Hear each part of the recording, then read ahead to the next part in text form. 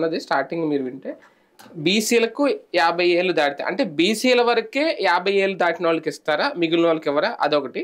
తర్వాత కంటిన్యూస్గా ఆయన 4000 మేము చేస్తాం, వాళ్ళు దశల వారీగా పెంచారు. అదే తెలుగుదేశం పార్టీ అయితే ఒకసారి ఏకదమ్గా పెంచేసింది, 2000 ఇచ్చేసాం. అంటే ఏంటి 4000 ఇప్పుడు పెంచుతానని చెప్పారు ఈయన. 4000 అందరికీ ఏకదం పెంచేస్తారా, లేదంటే అది కూడా బీసీలకు మాత్రమే పెంచుతారనుకోవాలా? బీసీ సభ కాబట్టి ఇవి కేవలం బీసీలకే హామీలు అనుకోవాలా? చిన్న డౌట్. క్లారిటీ ఆయన ఇవ్వాలి. అంటే ముందైతే బీసీలకు అనే మాట అన్నారు, అది క్లియర్ గా ఉంది కదా. మామూలుగా పెన్షన్లు అనేటువంటి అంటే 50 ఏళ్లకు పెన్షన్ అనేది బీసీలకు మాత్రం, అంతే, మిగిలిన వాళ్ళకి లేదు, మిగతా వాళ్ళకి లేదు. అది క్లియర్ గా చెప్పేసినట్టు. అంటే మిగతా వాళ్ళు ఎస్సీ ఎస్టీలు మైనార్టీలు వాళ్ళు ఏమని న్యాయం చేశారు, లేకపోతే ఓసీలో ఉన్న పేదలు అసలు పెన్షన్ అనేది ఎందుకు ఇస్తారు?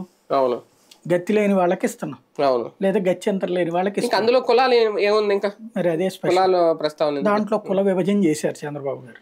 తద్వారా ఎస్సీ ఎస్టీలు అనర్హులు, మైనార్టీలు అనర్హులు, ఓసీలో ఉన్న పేదలు అనర్హులు. ఇక్కడ జగను కుల మతాలకి అతీతంగా అందరు పేదలకి ఇస్తున్నాడు. ఇప్పుడు ఓసీ అని ఎక్కడ ఇవ్వడం మానేశాడా?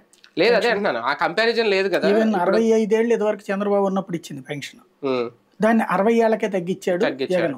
65 ఏళ్ళు ఎందుకు చంద్రబాబు పెట్టాడంటే కేంద్రం ఇచ్చేది 65 ఏళ్ళ వాళ్ళకి కాబట్టి అప్పుడు కేంద్రం డబ్బులు 800 వచ్చాయి.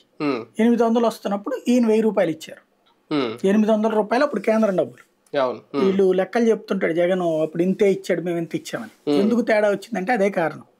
కేంద్రం ఇచ్చేది 800 రూపాయలు అయితే ఈయన 1000 రూపాయలు ఇచ్చేవాళ్ళు, 200 రూపాయలు ప్రభుత్వం తరపున భరించేవాళ్ళు, రాష్ట్ర ప్రభుత్వం. అది కూడా కేంద్ర లెక్కల ప్రకారం ఉన్నటువంటి వాళ్ళకే ఇచ్చారు ఆయన. అందుకే అందరికి రాలేదుగా పెన్షన్లు.